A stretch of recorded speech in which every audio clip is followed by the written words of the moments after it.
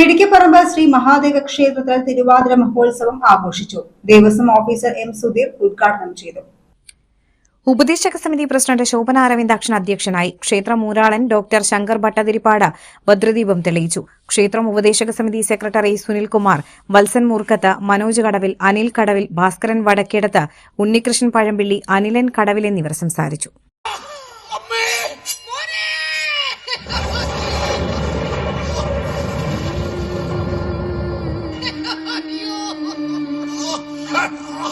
അമ്മയും മോനും കൂടി കട്ട മുതൽ പങ്കിട്ട് കഴിക്കുകയാണല്ലേ?